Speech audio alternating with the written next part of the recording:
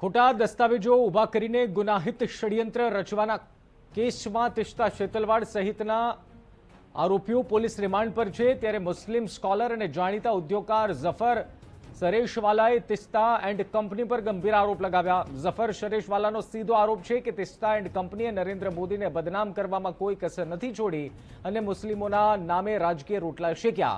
आओ सांभळीए मुस्लिम स्कॉलर और उद्योगकार ઝફર સરેશવાલા સાથે खास बातचीत में तेओ शुं कही रह्या छे। તિસ્તા શેતલવાડની જે પ્રકારે ધરપકડ કરવામાં આવી છે, જે ફોલ્સ હકીકતો, ખોટી હકીકતો રજૂ કરીને સરકારને અને પ્રશાસનને બદનામ કરવાનું જે પ્રકારનું કાવતરું એમના દ્વારા કરવામાં આવ્યું છે। બે પૂર્વ આઈપીએસ, એક એક્સ ડીજીપી પણ એમની સાથે આ જે કેસ છે કેસમાં આરોપી તરીકે છે। આપણી સાથે ઝફર સરેશવાલા છે, એમની સાથે વાત કરીશું। ઝફરભાઈ, आप उनके साथ थे, कतई आपको ये अंदाजा आया था कि ये खेल इस तरीके से हो रहा है? नहीं, देखिए, हम तो शुरू में तो हम ही लड़ाई लड़ रहे थे मोदी साहब के खिलाफ, लेकिन हमारा एक जेन्युइन था कि भाई हमको तो एक मसला हल करना था। हमको कोई, हमारा कोई एजेंडा नहीं था कि भाई कोई नरेंद्र मोदी से कोई हमको पर्सनल ग्रीवेंस या किसी से भी, वो हमारा नहीं था। हमको तो एक इंसाफ के लिए लड़ रहे थे। और उस वक्त महेश भट्ट भी हमारे साथ थे। तो एक मौका आया कि भाई मोदी साहब आ रहे हैं तो उनको मिलना चाहिए कि नहीं।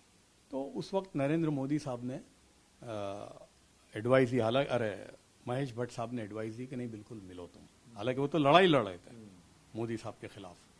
लेकिन उन्होंने ये कहा कि देखो, हमारा कोई पर्सनल तो एजेंडा है ही नहीं इसमें, और हमको मसला हल करना है। तो ये मसला हल करने में आज ही नहीं तो कल तो मोदी के साथ तो बैठना ही पड़ेगा ना। भाई आप लड़ाई लड़ो कितनी, भाई दो मुल्कों को, इंडिया पाकिस्तान को भी बैठना तो पड़ता है। तो बोले भाई ठीक है, आप बैठना तो पड़ेगा, तो यूं समझो कि वो तब करोगे तो आज मिल लो। तो बोले हाँ मिलो। जैसे पता चला कि हम मिलने वाले हैं तो ये हमारे खिलाफ हो गए, ये पूरा जो गैंग।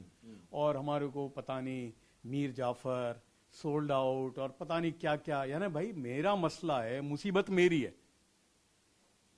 यहां तक कि जब इनको पता चला, महेश भट्ट साहब मुझे बोले कि जब महेश भट्ट, क्योंकि उन्होंने फैसिलिटेट की ये मीटिंग पूरी, तो महेश भट्ट साहब को भी बुरा भला बोलने लगे।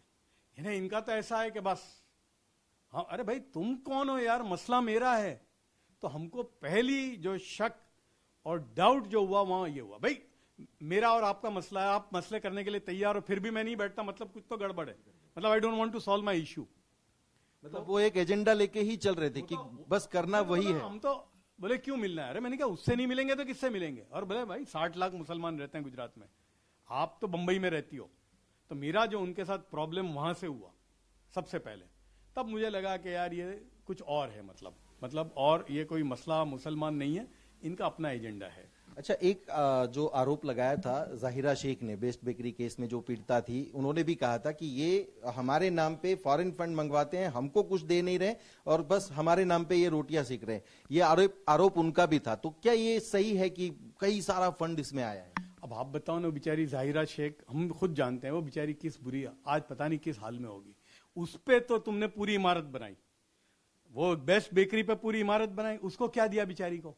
अल्टीमेटली उसको जेल में भी डाला इन्होंने, मालूम है आपको, वो परजरी के अंदर। वो बेचारी गरीब औरत, बेपढ़ी लिखी। तो वो उसके साथ और भी बहुत सारे, सबके साथ आप देखो, वो जो सोसाइटी है जाफरी साहब की, गुलबर्गा सोसाइटी, वहां बेचारे जो लोग रहते हैं उनको मकान तक बेचने नहीं दिया, आज तक वो वही है। तो ये क्या है? यानी ये स्टैंडर्ड है कि मुसलमानों की मुसीबत पे अपनी दुकान चलाओ, मुसलमानों की कब्रों पर अपने ताजमहल बनाओ, बस ये है एक स्टैंडर्ड। ઝફરભાઈ, જે પોતાના વિચારો કહી રહ્યા છે ને, એમણે કહ્યું કે ખૂબ વહેલા એમને આ બાબતનો અણસાર આવી ગયો હતો કે કંઈક ખેલ એવો ચાલી રહ્યો છે કે જેમાં મુસલમાનો ઉપર જે થયેલા અત્યાચાર છે, અત્યાચારની ઉપર રોટલી કોઈ બીજા જ વિષય ઉપર શેકવામાં આવી રહી છે અને તરત તેઓ સંભળી પણ ગયા। પરંતુ આજની જે કાર્યવાહી છે, કાર્યવાહીમાં સુપ્રીમ કોર્ટનો જે આદેશ છે, એ આદેશ મુજબ આગળના દિવસોમાં કાર્યવાહી થવાની છે। એમાં 2 અધિકારીઓ પણ સામેલ છે। कैमरामैन मनीष त्रिवेदी साथे सचिन पाटिल, TV9 मुंबई।